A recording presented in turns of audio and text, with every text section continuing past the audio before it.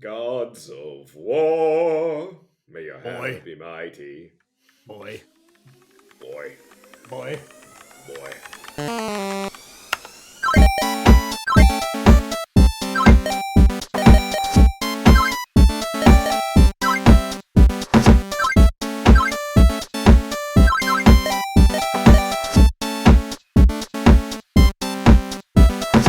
Hello, and welcome to another episode of Hidden Doors and High Scores, a podcast where four dudes talk about games. I'm Austin. I'm Garrett. I'm John. And I'm Chris, and today we are talking about God of War. I feel like I should clarify right off the bat that we were talking about God of War that came out in 2018, not the original.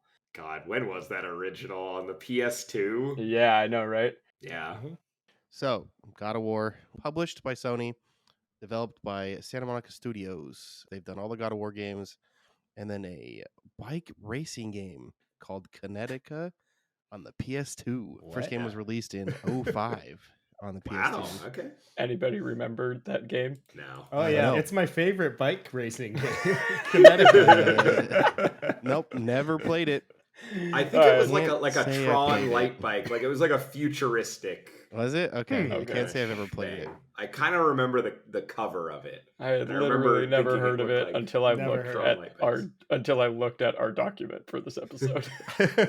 Yeah, same. But yeah, I mean, basically, it sounds like this studio has done one thing and one thing Yeah. only, which is make the God of War games. And Yeah, God hey, of They War. do it very well. They So, sure yeah. do. This game originally came out in 2018 on the PS4. It's the 8th God of War in the series and the direct sequel to God of War 3, although it is set several hundred years after that game ends. Yeah, direct sequel, but with a big time jump. It is an action-adventure hack and slash game with some RPG elements in it, Yeah. in which you play Kratos, who, if you never played the first game, is a Spartan warrior, killed his wife in the Spartan Rage thing that ends up being a mechanic in this game in the first game, and then he kills Ares and becomes the God of War, and then proceeds to just bloody his way through the rest of the Greek pantheon, and then at the end of God of War 3, I guess it is, leaves and you don't know where he goes, and then now he's in Midgard, home of the Norse pantheon, which is the first of many pretty significant differences in this game from the rest of the series. It's the first one without the Greek pantheon in it, right? Yeah, I mean, look, it's important. They had to move to a new set of gods because he had already killed like all the Greek gods. Mhm. So they needed a whole new set for him to kill if they were going to keep the series going. And also there are hints in this game that at some point they may go to the Egyptian mythology. Yes. It's clear that the series is going to go there, but I have a feeling they're going to do a trilogy with Norse mythology. Yeah, I think that's right. They did sort of Um, write themselves into a corner with the killing every Greek god kind of thing. Exactly. You gotta figure out somewhere new to go. I with think that. he kills like almost all the titans as well, like Yeah. not just the gods. It's like, there was nothing left for him to do. I really enjoyed the Norse theming. Just like on a personal note, that's just Norse mythology has always been more interesting to me than Greek mythology, and I was ultra excited for that. And then I don't know if this is obvious off the bat, you find out later in the game, but that like first boss fight that's like part of the tutorial thing, you fight Baldur, and I was like, Yeah. this is Baldur. You're not supposed to know who he is, but I was like, this is Baldur. This is so cool right now. Like I was very excited just from the jump doing that. Yeah, so you figured it out because of what you knew about Norse Yeah, mythology. I just have read Norse mythology and know, Cool. random facts about it. And I was like, yep, this guy can't feel pain. It's Baldur. This is so cool. Yep. I was very excited. Yeah, so it's a great start to the game. It's like the game basically starts and it like teaches you how to play, and then the first thing you do is you have to fight an invincible god who can't feel pain. Right. The boss fights, honestly, have always been the best part of the God of War games for me. Yep. There's the thing that their games do better than any other part of their games is like single combat. Not even boss fights either, but like enemies that are just strong. Mhm. And I'd say this game does a really good job of making everything feel like it has weight. Like when you throw the axe, the sound, the hits of the axe is really hard. Anytime he like rips apart an enemy, everything just feels really brutal, really in your face, and they do such a good job to make it you feel completely powerful.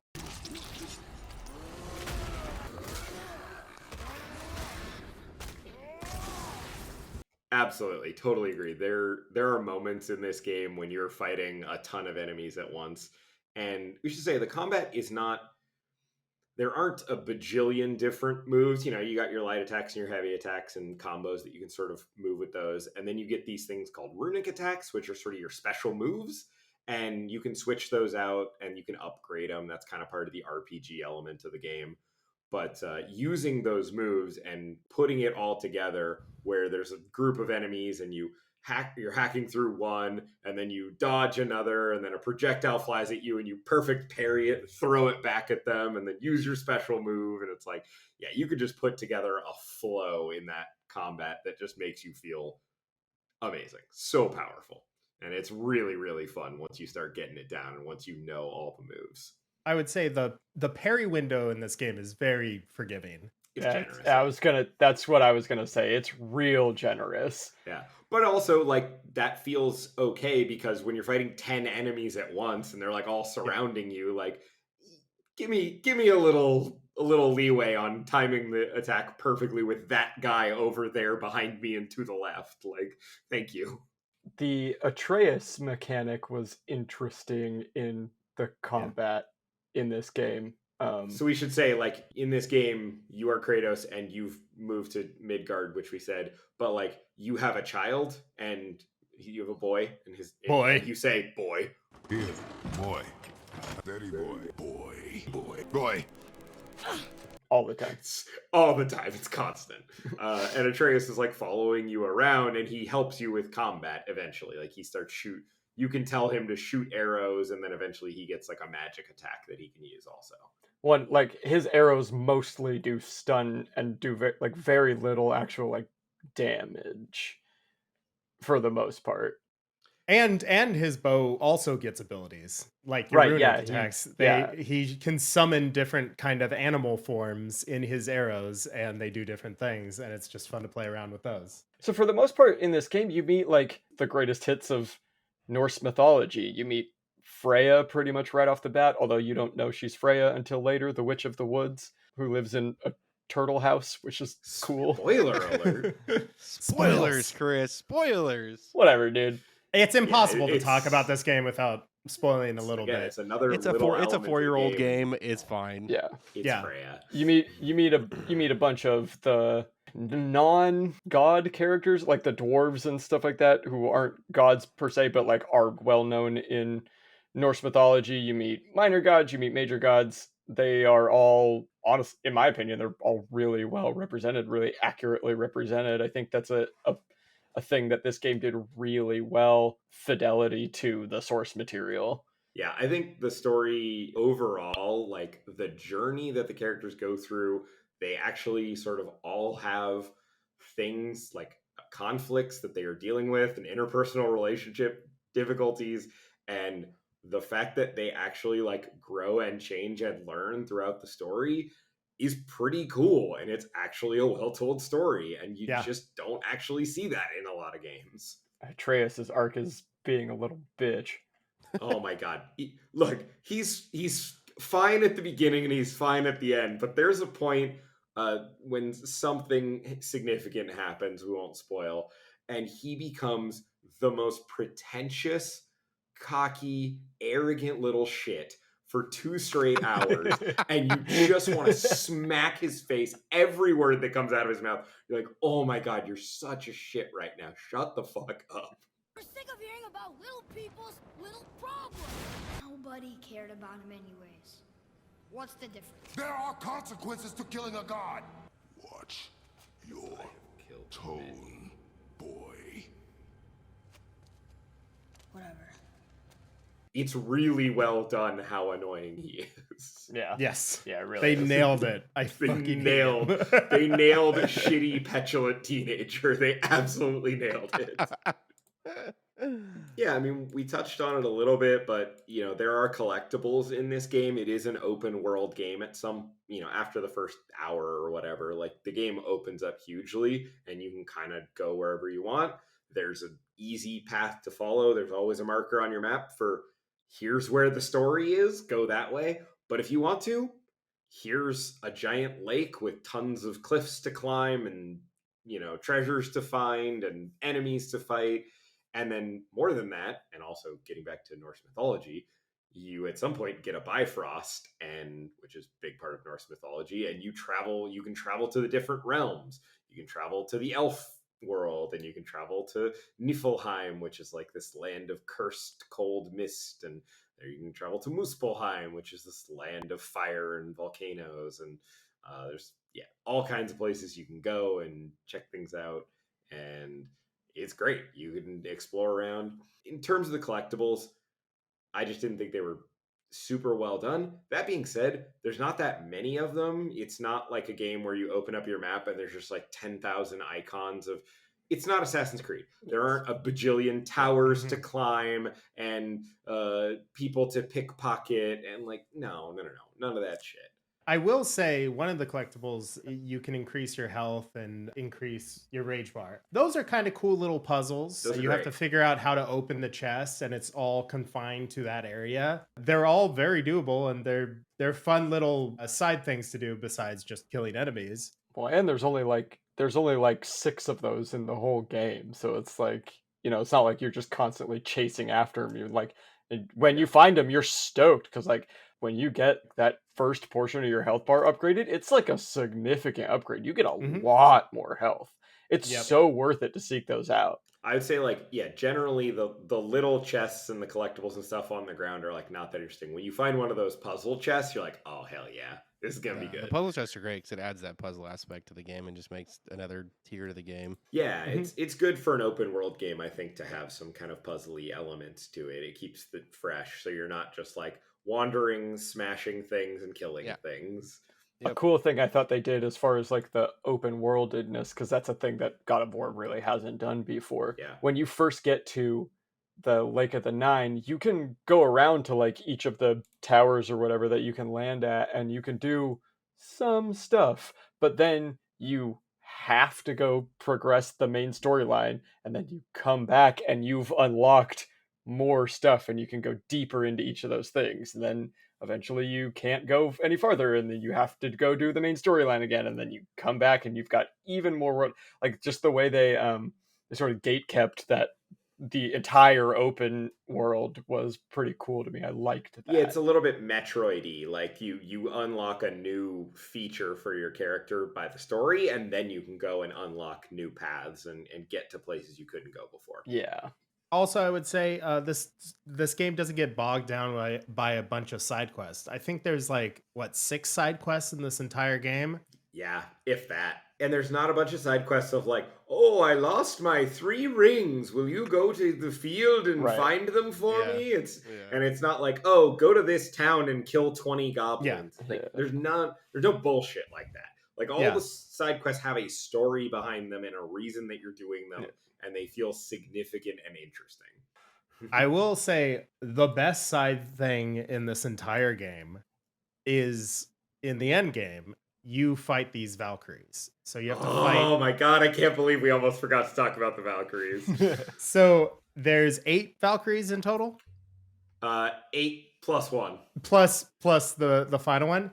These boss fights are some of the best Dark Souls bosses I've ever fought. Mechanically, you can learn all the moves, and you have to be able to beat them. And it's very fair, but holy shit, they are difficult. They are not easy. They kill you in 2 or 3 hits. And so but each Valkyrie only has 4 different moves, 5 moves maybe. And so you have to learn those moves and learn how to deal with them, how to dodge them, block them, parry them, whatever, interrupt them. And you have to be damn near perfect to beat them. You really have to get that groove going and know exactly what's happening and get in that state of flow where you can dodge that, block that, parry that, and hit them at the right time. And then they added a fun little thing. It's once you beat all 8, you place all their helmets around this council, and then you fight the main one. And the The main one Queen has Valkyrie. the Queen Valkyrie has the moveset of every Valkyrie you fought before. God. And you So- have to just deal with that. And she has So twice instead the of health. 5 different moves, it's 40 different moves. And then yeah, she just has a huge health bar, and to beat her is one of my proudest accomplishments in gaming, and I have done it twice. I played through this whole game once and like 100%ed everything, and then I replayed this game for this podcast because I enjoyed it so much, and I wanted to remind myself and see all the cool shit again. And I definitely beat all the Valkyries and the Valkyrie Queen again. And Jeez. she is no joke, but she is great. Oh man, I was watching you do it, and that one where you were like a slither away from her health and she killed you. Oh, so that was the most tragic. brutal. You Heartbreaking. missed an axe throw, did you? Die, bitch! Oh my god. No! Oh my god. Heartbreaking. Heartbreaking. Brutal. I love when games put in like significant post-game stuff Yeah. like Yeah. that. Highly recommend if you beat this game, go around and give the Valkyries a shot. They're all very, very fun. So yeah, so this game is $20 for the PS4. It's free if you own a PS5 because you can download it as part of like the Masterpiece collection or whatever. And then it's $50 on PC. Let's go around in our order. Would you recommend this game at those prices? I will start with myself. Abso-fucking-lutely, this game is worth $50. This game was worth $60 when it came out. I think this is truly, truly one of the finest examples of a damn near perfectly crafted video game. This game is probably in my top 10 video games of all time. I think this game is just excellent in every aspect. I mean, we talked about it. Story, combat, open world mechanics, graphics, music. It's just super, super fun and super, super well done. Yeah, I completely agree. $50, completely worth it. I would say on PC, maybe wait a little bit. It's probably going to drop a little bit, but definitely play this game if you're at all interested in playing Ragnarok, because this game 100% leads into it. Like there's a cliffhanger where you see the ending of it. Like there's Oh, huge spoiler alert! That is 100% getting edited out of the episode. it's a must, especially if you're going to play Ragnarok. But I just think it's one of the best games, one of the best story-driven RPGs I've seen in a long time. I don't think it's crazy to say ever. Well, I'm like an hour into the game, and I 100% would, 100% would recommend this game to anyone and everyone that is interested, because I'm enjoying the freaking hell out of it. Yeah, I mean, I'm in agreement with everyone. I think it's significant that although this game is a sequel and part of a pretty long series of games, that it really stands on its own, and that is, a testament to, sort of the reinvention with the Norse mythology and stuff. You don't have to have played God of War 1, 2, and 3 or any of the spin-offs to understand the story or the background in this game. It is given to you. It's extremely, extremely well done. I'm really happy that they are reinventing the series, because it was always one of my favorites, when I was 12, 13, whenever the first one came out. Can't wait for Ragnarok later this year. All right, well, that's going to do it for us here at Hidden Doors and High Scores. Next time, we're going to be talking about Elden Ring, the hugely anticipated successor to the Dark Souls games by From Software and written by George R.R. Martin. So excited to talk about this game. I've been playing a little bit, and we're going to play so much more. I've been playing a little bit. He says, go check your Steam. You got 5 times as many hours as I do. That's a rage fest, okay? Rage fest. All right, yeah. So we'll be talking about that next time. Until next time, I'm Austin. I'm Garrett. I'm John. And I'm Chris. You can find us at HDHS Gaming on every social media platforms. Make sure to follow us on Twitter for notifications about episode releases, and check us out on Twitch to see what we're going to be playing and talking about. Spoiler alert, it's Elden Ring. All those links and a link to our Discord will be in the show notes for this episode. Come join us on Discord. Send us questions, comments. Did you like God of War? Are you excited for Ragnarok? Also, we hang out and play games there like every night in our voice channel, and we like it when people join us and play games with us. Yeah. That's it. That's all I got. Keep dibbling those babs. Oh, keep dipping those babs.